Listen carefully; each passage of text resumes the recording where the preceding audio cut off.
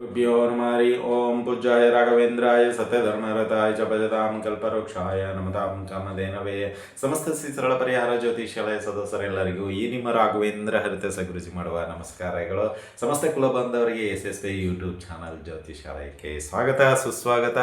ನಿಮ್ಮೆಲ್ಲರಿಗೂ ಈ ಒಂದು ಸಾಪ್ತಾಹಿಕ ಭವಿಷ್ಯ ಅಂದರೆ ಈ ಮಾರ್ಚ್ ತಿಂಗಳ 9ನೇ ತಾರೀಕಿನಿಂದ 15ನೇ ತಾರೀಕುವರೆಗೂ ಈ ಒಂದು ದಿನಗಳಲ್ಲಿ ದ್ವಾದಶ ರಾಶಿಗಳಲ್ಲಿ 6ನೇ ರಾಶಿಯಾಗಿರ್ತಕ್ಕಂತಹ ಕನ್ಯಾ ರಾಶಿಯವರಿಗೆ ಯಾವೆಲ್ಲ ಅನುಕೂಲತೆ ಇದೆ, ಅನಾನುಕೂಲತೆ ಇದೆ ಹಾಗೂ ಪರಿಹಾರಗಳು ಯಾವೆಲ್ಲ ರೀತಿಯಲ್ಲಿ ಇರುತ್ತೆ ಎಂಬುದನ್ನು ತಿಳಿದುಕೊಳ್ಳೋಣ. ಅದಕ್ಕಿಂತ ಮುಂಚಿತವಾಗಿ ಈ ನಮ್ಮ SSP ಜ್ಯೋತಿಷ್ಯಾಲಯ ಯೂಟ್ಯೂಬ್ ಚಾನಲ್ ಬಗ್ಗೆ ನಿಮ್ಮ ಅನಿಸಿಕೆ ಅಭಿಪ್ರಾಯಗಳನ್ನು ಹಂಚಿಕೊಳ್ಳಿ, ಸಬ್ಸ್ಕ್ರೈಬ್ ಮಾಡೋದನ್ನು ಮಾತ್ರ ಮರಿಬೇಡಿ ಅಂತ ಹೇಳ್ತಾ ಬನ್ನಿ. ಹಾಗಾದರೆ ಕನ್ಯಾ ರಾಶಿಯವರಿಗೆ ಈ ವಾರದಲ್ಲಿ ಹೇಗಿರುತ್ತೆ? ಒಂದು, ಆರ್ಥಿಕವಾಗಿ ಹೇಳೋದಾದರೆ ಆರ್ಥಿಕ ಬಲಿಷ್ಠವಾಗಿ ಹೋಗುವಂಥದ್ದಾಗುತ್ತೆ. ನಾನಾ ಮೂಲಗಳಿಂದ ಹಣ ಬರುವಂಥದ್ದಾಗುತ್ತೆ, ಅನೇಕ ರೀತಿಯಲ್ಲಿ ಹಣ ಬರುವಂಥದ್ದಾಗುತ್ತೆ. ನಿಮ್ಮ ಹಳೆಯ ಕೆಲಸಗಳು ಎಲ್ಲೋ ಸಿಕ್ಕಾಕೊಂಡಿತ್ತು, ಅದು ಹಣ ಅಲ್ಲಿ ಕಟ್ಟಾಗಿತ್ತು, ಅದು ಕೂಡ ಈ ವಾರದಲ್ಲಿ ಬಂದು ಸೇರುವಂಥದ್ದಾಗುತ್ತೆ ನಿಮ್ಮ ಬುಟ್ಟಿಗೆ ಅಂತಲೇ ಹೇಳ್ಬೋದು. ಅಂದರೆ ಕನ್ಯಾ ರಾಶಿಯವರಿಗೆ ಆರ್ಥಿಕವಾಗಿ ತುಂಬ ಬಲಿಷ್ಠ ರೀತಿಯಲ್ಲಿ ಈ ವಾರ ಕಾಣುವಂಥದ್ದಿದೆ ಅಂತಲೇ ಹೇಳ್ಬೋದು. ಈ ಒಂದು ವಿಷಯದಲ್ಲಿ ಅಂದರೆ ನಿಮಗೆ ಈ ಒಂದು ವಾರ ತುಂಬ ಅನುಕೂಲತೆಯಿಂದ ಕೂಡಿರುತ್ತೆ. ಇಲ್ಲಿ ನಿಮ್ಮ ಒಂದು ಮಾತುಗಳಿಗೆ ಬೆಲೆ ಇದೆ, ನಿಮ್ಮ ಒಂದು ಕೆಲಸಗಳಿಗೆ ಬೆಲೆ ಇದೆ, ನಿಮ್ಮ ಒಂದು ಸಮಯಕ್ಕೆ ಬೆಲೆ ಇದೆ. ಇಷ್ಟನ್ನು ಮಾತ್ರ ನಾನು ಹೇಳಬಲ್ಲೆ. ಅಂದರೆ ಕನ್ಯಾ ರಾಶಿಯವರಿಗೆ ಆದಷ್ಟು ಈ ಒಂದು ವಾರದಲ್ಲಿ ಏನಾಗುತ್ತೆ ಅಂದರೆ ಪಕ್ಕ ಪ್ರೀ ಪ್ಲ್ಯಾನ್ ರೀತಿಯಲ್ಲಿ ಕೆಲಸಗಳನ್ನು ಪ್ರಾರಂಭ ಮಾಡ್ತೀರಾ, ವಾರದ ಕೊನೆಯಲ್ಲಿ ಅದನ್ನು ಯಶಸ್ವಿಗೊಳಿಸ್ತೀರಾ. ಅಂದರೆ ಅಷ್ಟು ಅಕ್ಯುರೇಟಾಗಿ ಒಂದು ಪ್ಲ್ಯಾನ್ ರೀತಿಯಲ್ಲಿ ಮೂವ್ ಮಾಡುವಂಥದ್ದಾಗುತ್ತೆ ಕೆಲವು ಕೆಲಸ ಕಾರ್ಯಗಳು ಅಂತಲೇ ಹೇಳ್ಬೋದು. ನಿಂತು ಹೋಗಿರುವಂತಹ ಕೆಲಸಗಳಿಗೆ ಅದಕ್ಕೊಂದು ಮದ್ದಂತಿದೆ. ಅದು ಎದಕ್ಕೆ ನಿಂತಿದೆ, ಯಾಕೆ ಕಾರಣ, ಯಾರು ನಂದ ಅವ್ರದ ಅಥವಾ ಫೈನಾನ್ಸಾ, ಅದನ್ನು ರೆಕ್ಟಿಫೈ ಮಾಡ್ತೀರಾ. ಅಂದರೆ ಎದಕ್ಕೋಸ್ಕರ ನಿಂತಿದೆ, ಮುಂದೆ ಮೂವ್ ಮಾಡಬೇಕಾದ್ರೆ ಅದಕ್ಕೆ ಏನೇನು ಬೇಕು ಅನ್ನೋ ಒಂದು ಪ್ಲ್ಯಾನನ್ನು ರೆಡಿ ಮಾಡ್ತೀರಾ. ಇನ್ನು ಕೋರ್ಟು ಕಚೇರಿಗಳಲ್ಲಿ ಇರತಕ್ಕಂತಹ ಕೆಲವು ವ್ಯಾಜ್ಯಗಳಿಗೆ ಜಯ ನಿಮ್ಮ ಕಡೆಗೆ ಬರುವಂಥದ್ದಾಗುತ್ತೆ. ಸಡನ್ನಾಗಿ ಸರೆಂಡರ್ ಆಗುವಂಥವ್ರು ಆಗ್ತಾರೆ ನಿಮ್ಮ ಶತ್ರುಗಳು. ಅದೇ ರೀತಿಯಲ್ಲಿ ನಿಮ್ಮ ಒಂದು ವ್ಯಾಪಾರದಲ್ಲಿ ಲಾಭಿನಾಂಶ ಏರಿಕೆ ಸಡನ್ನಾಗಿ ಜಂಪ್ ಆಗುವಂಥದ್ದಾಗುತ್ತೆ. ವೃತ್ತಿ ಬದುಕಿನಲ್ಲಿ ಅಂದರೆ ಎಲ್ಲಿ ನೀವು ಕಂಪನಿಯಲ್ಲಿ ಕೆಲಸ ಮಾಡ್ತಾ ಇದ್ದೀರೋ ಅವರಿಗೆ ಈ ಒಂದು ವಾರ ಅನುಕೂಲತೆಯಿಂದ ಕೂಡಿರುತ್ತೆ. ಬಾಸ್ನಿಂದ ಹಿಡಿದು ನಿಮ್ಮ ಒಂದು ಕೊಲಿಗೂ ಎಲ್ಲರೂ ನಿಮ್ಮ ಮಾತಿಗೆ ಮರಳಾಗಿಬಿಡ್ತಾರೆ, ನಿಮ್ಮ ಮಾತಿಗೆ ಬೆಲೆ ಕೊಡ್ತಾರೆ ಹಾಗೂ ನಿಮ್ಮ ಒಂದು ಮಾರ್ಗದರ್ಶನ ಸದಾ ನಮ್ಮ ಜೊತೆಗಿರಲಿ ಅಂತ ಅವರು ಇಚ್ಛೆ ಪಡ್ತಾರೆ ಅಂತ ಹೇಳ್ಬೋದು. ಇನ್ನು ಅದೇ ರೀತಿಯಾಗಿ ಆರೋಗ್ಯದಲ್ಲಿ ಒಂದು ಸ್ವಲ್ಪ ಏರುಪೇರು ಉಂಟಾಗುತ್ತೆ. ಗುರುವಾರ ಶುಕ್ರವಾರ ಈ 2 ದಿನಗಳ ಕಾಲ ನಿಮಗೆ ಸ್ವಲ್ಪ ಎಲ್ಲೋ ಜ್ವರ, ಆಯಾಸ, ತಲೆನೋವು, ಹಲ್ಲು ನೋವು, ಕಿವಿ ನೋವು, ಕಣ್ಣು ನೋವು, ಈ ಯಾವುದಾದ್ರೂ ಒಂದು ನೋವು ನಿಮಗೆ ಈ ಒಂದು ವಾರದಲ್ಲಿ ನಿಮ್ಮ ಒಂದು ಏನಂತೀರ ಮೈಂಡನ್ನು ಡಿಸ್ಟರ್ಬ್ ಮಾಡುತ್ತೆ ಅಂತಲೇ ಹೇಳ್ಬೋದು. ಅಂದರೆ ಈ ಗುರುವಾರ ಶುಕ್ರವಾರ ಈ 2 ದಿನಗಳ ಕಾಲ ಸ್ವಲ್ಪ ಜಾಗ್ರತೆಯಿಂದ ಇರಿ. ಏನಾದರೂ ದೂರದ ಪ್ರಯಾಣ ಇದ್ದರೆ ಖಂಡಿತವಾಗಿ ಹೋಗಬೇಡಿ. ತುಂಬ ಅವಶ್ಯಕತೆ ಇದ್ದರೆ ವಿಚಾರ ಮಾಡಿ ಹೋಗಿ ಅಂತಲೇ ಹೇಳ್ಬೋದು. ಕೂತಲ್ಲೇ ಬಗೆಹರಿಯೋದಿದ್ದರೆ ಖಂಡಿತವಾಗಿ ಮಾಡಿ, ಆದರೆ ಬಾಯಿ ಬಿಟ್ಟು ಕೇಳಿ. ಯಾಕಂದರೆ ಕನ್ಯಾ ರಾಶಿಯವ್ರದ್ದು ಏನೊಂದು ವೀಕ್ನೆಸ್ ಅಂದರೆ ಇವರು ಫ್ರೀಡಮ್ ಆಗಿ ಮಾತಾಡೋದಿಲ್ಲ. ಎಲ್ಲೋ ಒಂದು ರೀತಿಯಲ್ಲಿ ಈ ಕಟ್ಟಿ ಹಿಡಿದ ರೀತಿಯಲ್ಲಿ ಮಾತಾಡ್ತಾರೆ.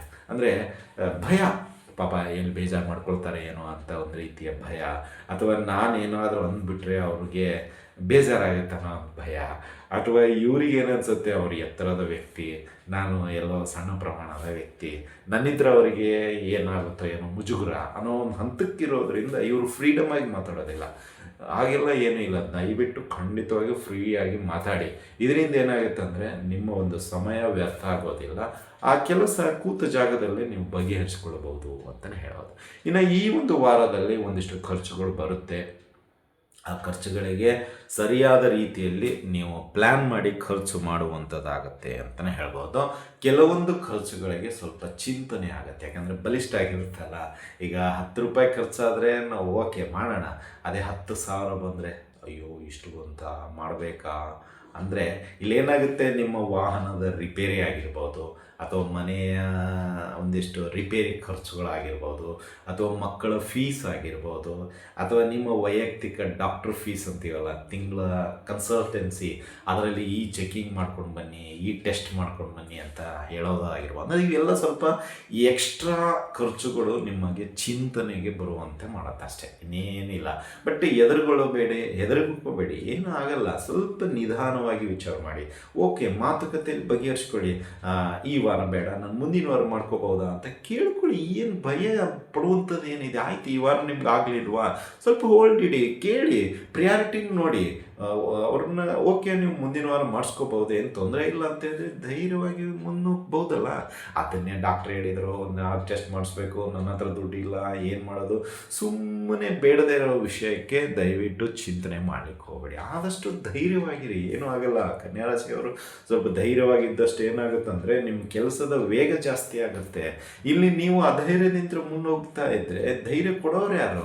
ಈಗ ಸಾರಥಿನೇ ಧೈರ್ಯ ತಗೊಳ್ಳೋದೇ ಇದ್ದರೆ ಹಿಂದಿನವರು ಯಾರು ಬರ್ತಾರೆ? ಹಾಗಾಗಿ ನೀವು ನಿಮ್ಮದೇ ಆದಂಥ ಸ್ವಯಂ ರೀತಿಯಲ್ಲಿ ಧೈರ್ಯಂ ಸರ್ವತ್ರ ಸಾಧನಂ ಅನ್ನೋ ಹಾಗೆ ಧೈರ್ಯವಾಗಿ ಮುನ್ನುಗ್ತಾ ಇರಿ. ಜಯ ನಮ್ಮನ್ನು ಹುಡ್ಕೊಂಡು ಬರುತ್ತೆ, ಯಾಕೆ ಬರಲ್ಲ? ಆ ರೀತಿಯಲ್ಲಿ ಕನ್ಯಾ ರಾಶಿಯವರು ಪ್ರಯತ್ನ ಮಾಡಿ, ಖಂಡಿತವಾಗೂ ಮಾತಾಡಿ ಫ್ರೀಯಾಗಿ, ಯಾವುದಕ್ಕೂ ಹಿಂಜರಿಕೆ ಬೇಡ. ಇಷ್ಟು ದಿನ ಇರೋದನ್ನು ಬಿಟ್ಬಿಡಿ. ಗತಂ ಗತಃ, ಆಗೋಗಿರೋದನ್ನು ನಾನು ಏನು ಮಾಡೋಕ್ಕಾಗಲ್ಲ, ನೀವು ಏನು ಮಾಡೋಕ್ಕಾಗಲ್ಲ. ಬಟ್ ಮುಂದೆ ಹಾಗಾಗದೇ ಇರುವಂಗೆ ನೋಡ್ಕೊಳ್ಳೋ ಜವಾಬ್ದಾರಿ ನಿಮ್ಮದಿದೆ ಅಂತಲೇ ಹೇಳಬಹುದು.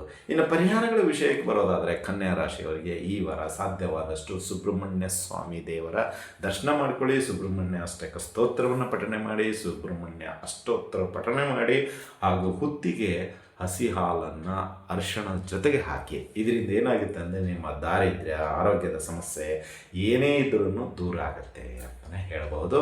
ಅದೇ ರೀತಿಯಲ್ಲಿ ಬಡ ವಿದ್ಯಾರ್ಥಿಗಳಿಗೆ ಆರ್ಥಿಕವಾಗಿ ಸಹಾಯ ಮಾಡಿ. ಅವ್ರಿಗೆ ಏನಾದರೂ ಸ್ಟೇಷ್ನರಿನೋ, ಫೀಸೋ, ಏನು ನಿಮ್ಮ ಯಥಾಭಕ್ತಿ ಯಥಾಶಕ್ತಿ, ನಾವು ಅಷ್ಟೇ ಇಷ್ಟೇ ಅಂತ ಹೇಳಲ್ಲ, ನಿಮ್ಮ ಮನೆಯ ಸುತ್ತಮುತ್ತ ಇರುವಂಥ ವ್ಯಕ್ತಿಗೇ ಮಾಡಿ, ಅಥವಾ ನಿಮ್ಮ ಆಫೀಸ್ನಲ್ಲಿರುವಂಥ ವ್ಯಕ್ತಿಗಳಿಗೆ, ಮಕ್ಕಳಿಗಾದರೂ ಮಾಡಿ, ಯಾರಿಗಾದರೂ ಮಾಡಿ.